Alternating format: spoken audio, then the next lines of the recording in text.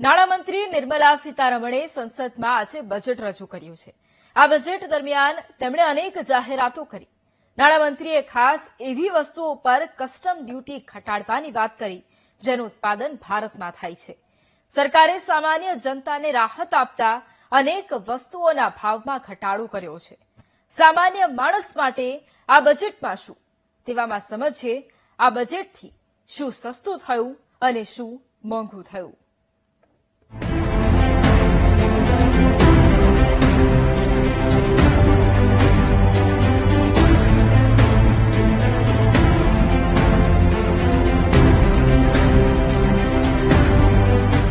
નાણામંત્રી નિર્મલા સીતારમણે સંસદમાં બજેટ રજૂ કર્યું છે।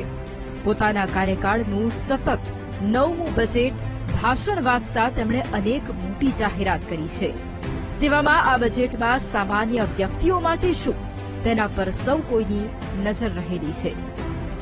સરકારે ઘણી વસ્તુઓ પર કસ્ટમ ડ્યુટી ઘટાડવાની જાહેરાત કરી છે, જેનો અર્થ એ છે કે વસ્તુઓ હવે સસ્તી થશે।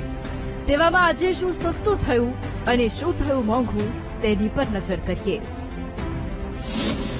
કેન્સરની દવાઓ, ડિજિટલ ગેજેટ્સ, પહેરવેશ, ઘર વપરાશ, ગ્રીન એનર્જી, પ્રવાસ।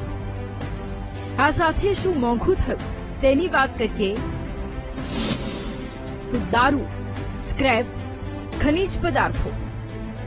કેટલાક સેક્ટરમાં કસ્ટમ ડ્યુટીમાં વધારો કરવામાં આવ્યો છે અને એના જ કારણે આ તમામ વસ્તુઓ મોંઘી થશે। પ્રધાનમંત્રીએ આ બજેટને લઈને પણ શું કહ્યું તે સાંભળો। ये बजट वर्तमान के सपनों को साकार करता है और भारत के उज्जवल भविष्य की नींव को सशक्त करता है। ये बजट 2047 के विकसित भारत की हमारी ऊंची उड़ान का मजबूत आधार है।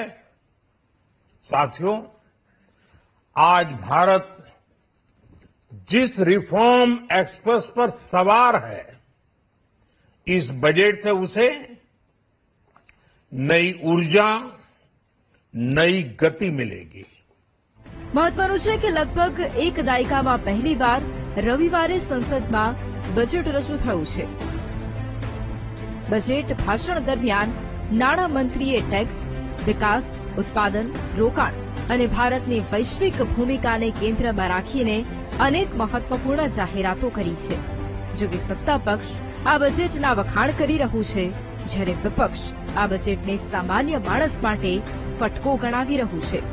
Bureau report, VTV news.